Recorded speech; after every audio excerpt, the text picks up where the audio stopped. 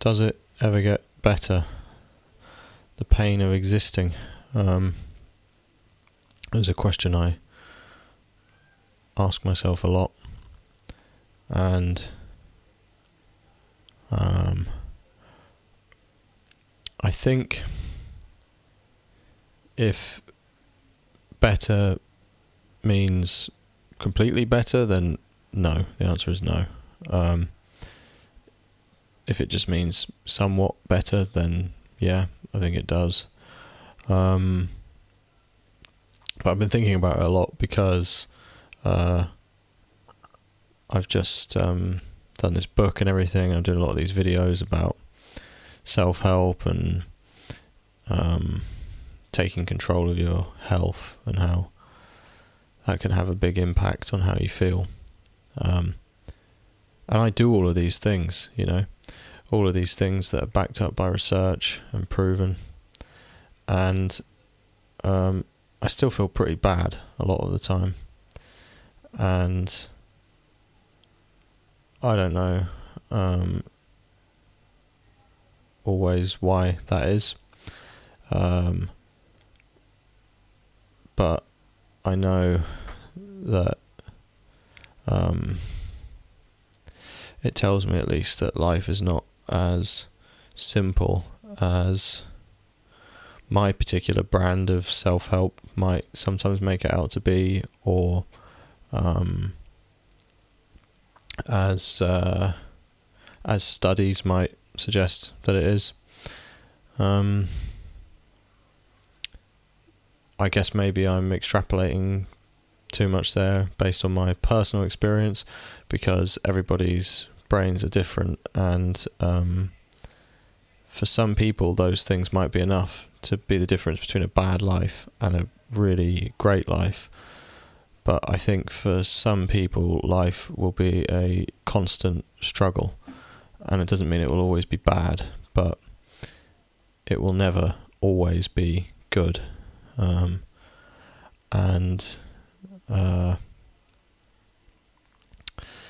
Yeah, I don't know. I mean, I don't think clinical depression is as common as it's made out to be. I think it's more often caused by other things, whether that's external factors, circumstances, or physical things, and just the way that, just like lifestyle choices and stuff, the kind of stuff I talk about on here quite a lot. But it definitely does exist, like clinical kind of more or less untreatable depression. Sometimes I think it has roots in your kind of philosophical outlook on life and just the way that you view the world. That can't really change, like, it can, but there's an extent to which it can't change, or an extent to which it's unlikely to change. If you see things in a certain way, you look at the world in a certain way, you perceive life to be a certain thing, that's very, very, very hard to change. It can maybe change temporarily, when you're under the influence of drugs or perhaps medication, but it can't just be made to go away, especially as it's often like foundational to how you see yourself and to who you are as a person. So you might not even necessarily want to lose that. I think that's one reason. I think some people are just born with a kind of deficit in their brains. And ironically, for someone who sees that as being quite rare, I've started to feel that I am one of those people. I don't know. But then, I was quite happy when I was a child, when I was very young. So I don't know. I don't know exactly when that, takes effect. And I think also one of the other reasons, in line with, the sort of lifestyle reasons, and physical reasons, I think is having done a lot of drugs over the years, and I think I made quite unfortunate choices of drugs. Like, I think I very often picked, like, not the worst possible drugs, because that would have been like meth and heroin and stuff, but I think I quite often made quite unknowingly made quite bad choices of drugs, basically, and ran certain things into the ground. I say this because I see people who will stay up, say, for like 2 days in a row, like, or they just they don't sleep, and like they're fine, like they're laughing. Like, I was on this camping trip, hiking trip, and I got into a really, like, I just felt really depressed towards the end. I really just wanted to, like, leave. We had to go to a restaurant, and I just really didn't want to be there. Wanted to leave, and I didn't really want to speak to anyone. I was feeling pretty bad. Like, I was just having kind of a bad time socially, and like I just wasn't really in the mood to speak to anyone. And I was kind of waiting to leave, and someone was like, why are you so quiet? And I lied. I said, like, I didn't really sleep much last night. And this girl, who seemed totally normal, she was like, oh yeah, me neither. Like, I literally stayed up all night. I did an all-nighter. And I was thinking, like, how do you do an all-nighter before this fucking hike? And how are you in such good spirits? Because if I go 2 or 3 nights in a row where I only sleep for like 6 hours, I'm midway between normal and like suicidal. Like, I'm not even exaggerating. I feel like terrible. Like, and I try, on those days, I'll be like meditating, exercising, trying to eat well, making sure to drink plenty of water, taking fish oil and stuff. And I feel like I just can't experience joy on those days, like if everything is perfect and nothing is going terribly wrong, I can feel pretty good. Like, I can enjoy life and like have a laugh and be comfortable. But that's so rare. And if anything is at all wrong, like physically, I don't know, it really doesn't take a lot to like completely put my mind kind of out of orbit. Like, it just and more and more lately I keep thinking about this and thinking, like, that's not really normal. Like, people can experience quite a lot and maintain their kind of positivity. Maybe they just pretend, I don't know, but I find it weird. So yeah, I don't know if that will ever improve, if that will ever change, and I don't know if I did that to myself or if that's just the way that I am. And I don't know if there's a level of it is like, I don't know how much of it is physical or what.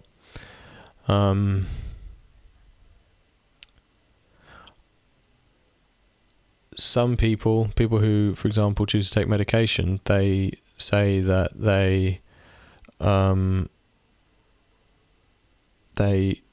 took medication, say, for example, 6 months or a year or 2 years, and that was all they needed, and after that they were okay. So they were okay afterwards, even when they didn't have the kind of like physical input from the drug. So again, maybe it seemed chemical, their depression, but wasn't. It was just that they needed a change of mindset. They couldn't get out of these like negative thought patterns, or maybe it was just their lifestyle. Maybe the antidepressant allowed them to kind of sort their life out. I don't know. I don't know if it's possible to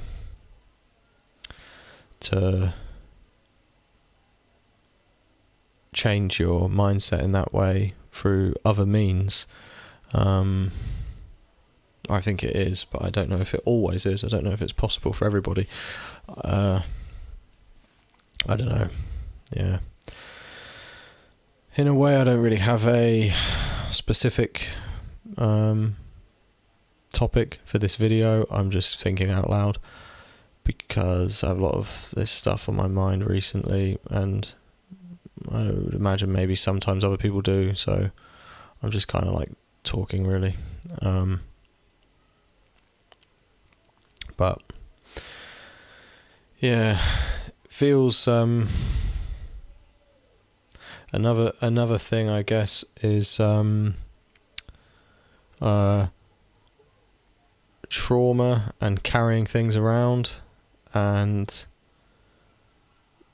it's another thing I always feel is overstated by perhaps the psychotherapy community and by people themselves. For example, buried emotions manifesting themselves in other ways, or trauma being at the root of all your problems, or the way you were treated. Or I definitely think those things are real, but I think they've become too easy of an explanation for people's problems, and often an unhelpful explanation that doesn't really provide any way forward.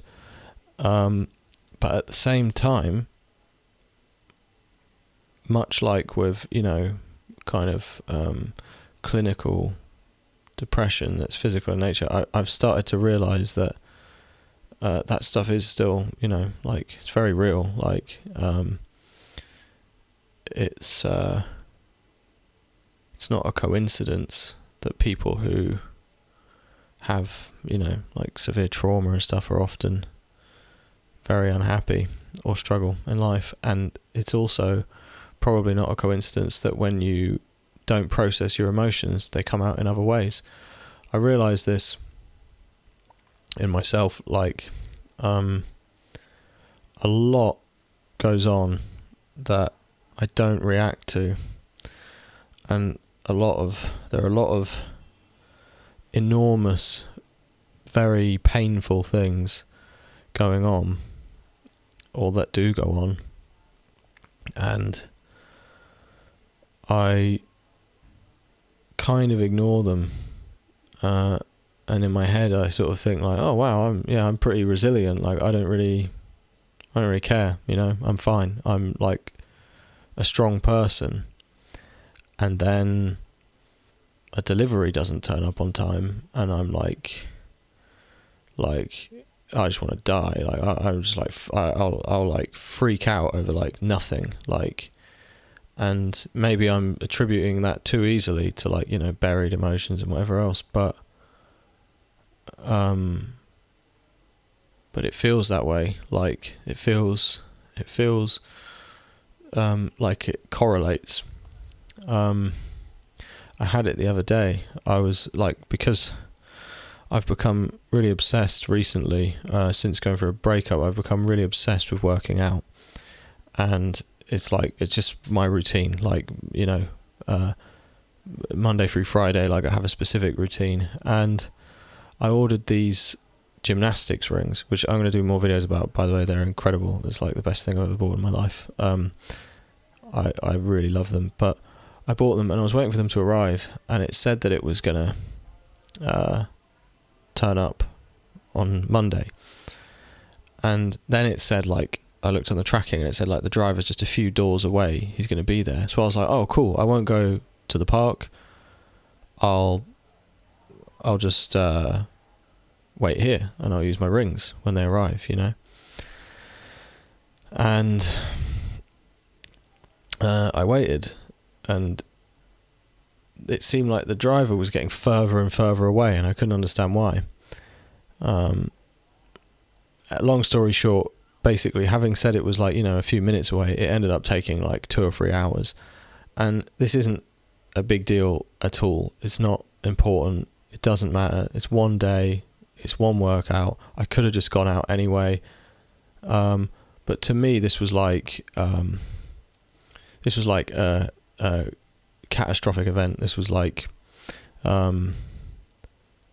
just couldn't handle it. I just couldn't handle it. I really couldn't handle it. And I compare that to things that had happened in the days prior to that were really significant, serious events that should be very, very painful or upsetting or difficult or invoke a lot of emotion, and nothing. I didn't have any reaction. I just would just laugh about it or whatever. And then this meaningless thing happens over a delivery, and I was going crazy. I was going absolutely crazy, and I was like ranting at the customer service people on live chat, and I was like just going nuts. I was going spare. I was like, it's embarrassing to even say how worked up I was over it. Like, I was like having a meltdown. I was having a full on meltdown, like making like noises to myself and shit, you know, like I really couldn't handle it. And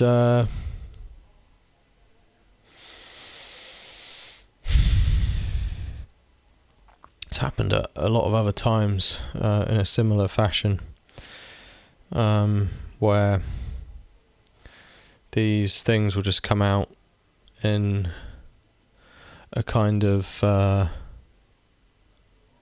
don't know, in a peculiar way, and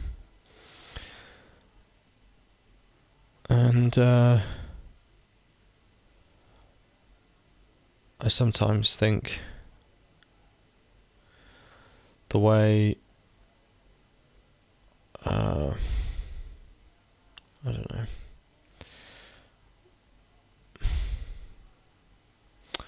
Don't know if I mean people or men or just myself. I don't know, but there are ways of handling that type of handling stress in general that I think builds up a kind of like pressure in you. And I think sometimes it comes from trying to just move forwards all the time and trying. You don't want these things to stop you, like when a big thing happens, you know, like when you get like kind of like life tries to like punch you in the stomach, like you don't want to get your breath back because you have to stop to do that. So you just want to keep like going, even if it's kind of like exhausting for you on some level or harmful on some level. And then maybe you have to stop further down. I don't know. Maybe that's just a justification for my weird behaviour that I'm sort of ashamed of. But, yeah. I don't know. And I think there are like a lot of physical manifestations of it as well. Whether that's like nightmares or just a constant physical tension or not being able to stay asleep, and feeling constantly like sometimes I think I'm fine, and I think like I'm not stressed, because for me stress is like being through the roof, like where like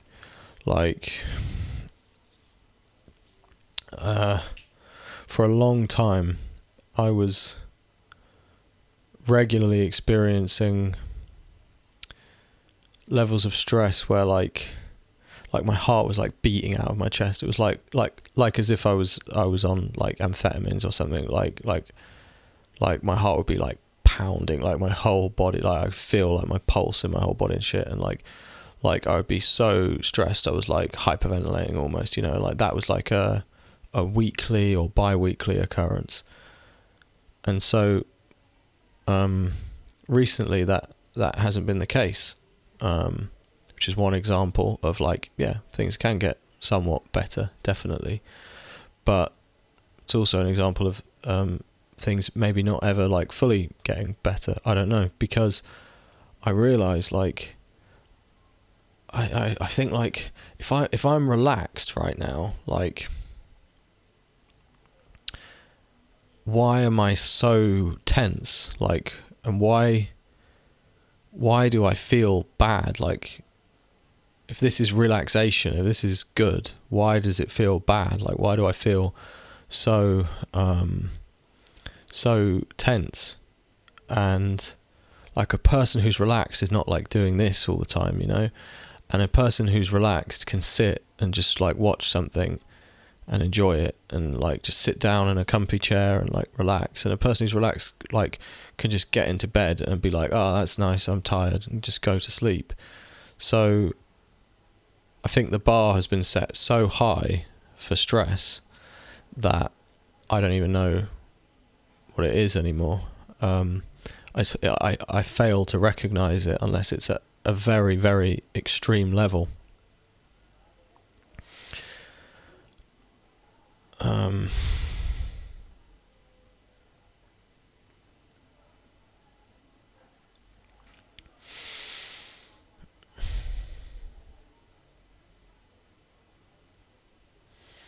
Yeah, and I think that has all sorts of consequences for your mind and body. And I think the constant release of cortisol is like very damaging.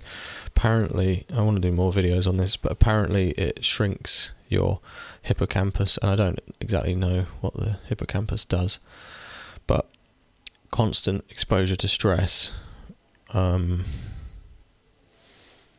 physically alters your brain. And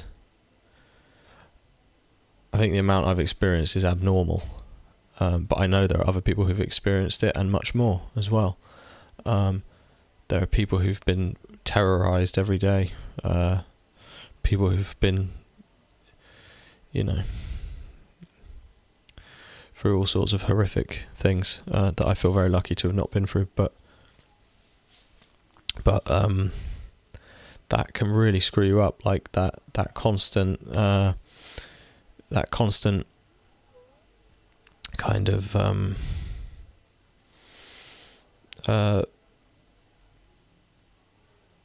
cortisol, that constant kind of like release of cortisol or whatever, and I think then that leads to you being like more stressed more often, and it's kind of like a cycle, that's hard to get out of.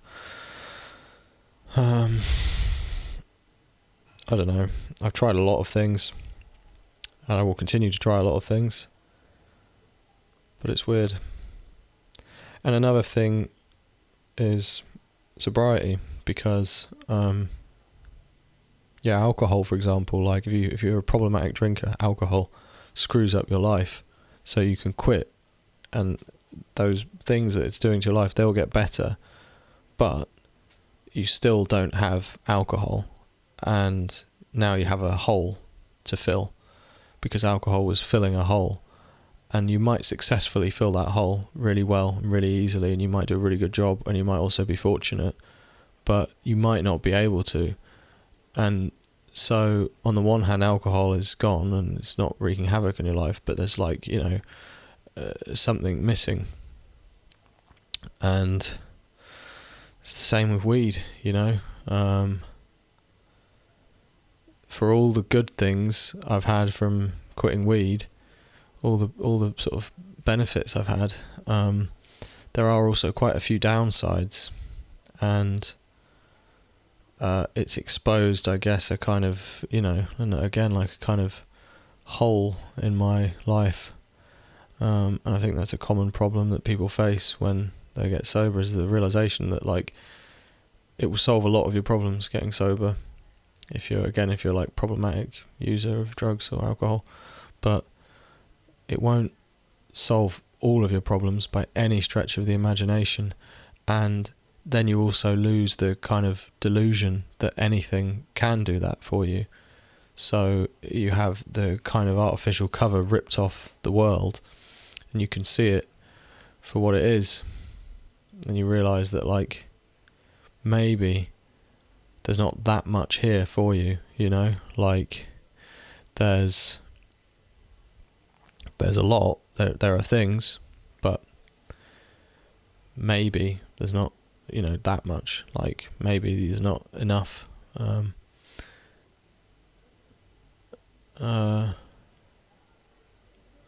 don't know.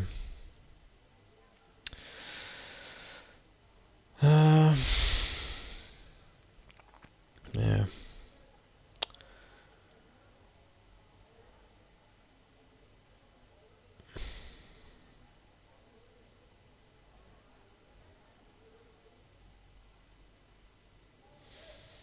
It would be good to know anyway. I would like to know, like how would I feel chemically at a base level now if I had never done MDMA, never done phenibut, never done methadone, never done anything like that. Never done like 4 or 5 day benders. Never experienced quite that level of stress. How would things be now? I don't know.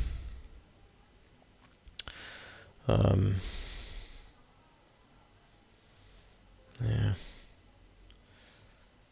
The stress is a weird one, because I think I take pride in being able to tolerate a lot, being able to deal with a lot of stress. But I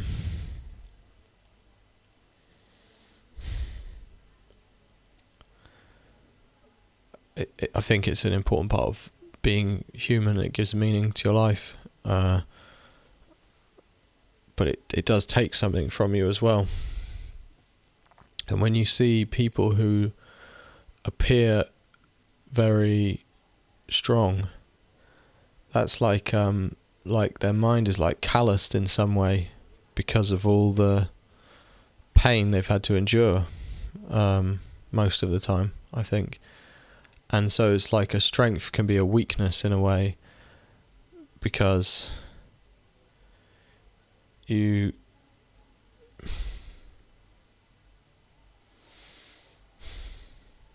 I don't know.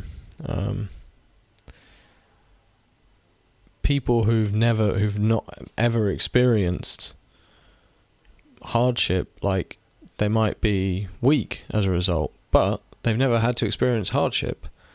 People who experience a lot of hardship, they become strong as a result, often. But they have had to endure all of that hardship, and they carry that with them, and that affects who they are, and that is why they are strong. They've become strong as a form of defense against it. So they are defending themselves from something. Something in them feels a constant need to be that way. So in a sense, often I think people feel constantly under attack or constantly under threat, and they might become experienced or composed in dealing with that, but it's still a reality. I think probably psychedelic drugs, don't even want to call them drugs really, kind of loaded term, but psychedelic substances have a lot of potential, and similar, other similar substances, I think, have a lot of potential for helping people with these types of things. I definitely want to explore it more than I have. Can be a complicated thing to explore. I mean, obviously illegal, quite like frightening sometimes, hard to access, hard to like find the time for and arrange. It can just logistically be quite a difficult thing. But I think it's well worth it, because you seemingly, who knows, but seemingly only get one life, and if it's not always the way you want it to be, it makes sense to try and get things right as soon as possible, if there's a way to try, because if not, you could go on, you could wait until you're 40 or 50 or 60 and 70 and then think, I wish I had done these things sooner, because I could have been happy. I didn't have to spend all those years suffering. So I think it's worth trying things like that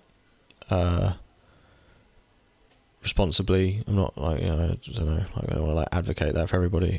I think it's worth, I mean, things like that in a more general sense. I'm not just referring to psychedelics, but things that might help even if you have to go out of your way to do them. I think it's worth making the time and space, because it's kind of like if you live in a messy place and every day you're wasting time sorting through the clutter to find things and doing this and that, and because you can't be bothered to tidy, but really if you tidy up, you're just saving yourself time, you're making the place better to live. It just makes sense. I think it's similar with mental health sometimes, like the sooner you sort things out, the better, because otherwise you're just going to live in your own, mess. So I guess that's what I have to do next, is start thinking of ways to actually change things and not just keep trying to like grind out short-term results and to like cope and get by, because I think life ideally should be about more than just coping and getting by. It should be about thriving and living it to the fullest, and I do believe that some people do that, and I do believe that it's possible. So yeah, that's what I'm going to try and do. Good luck if you're having the same feelings or similar feelings.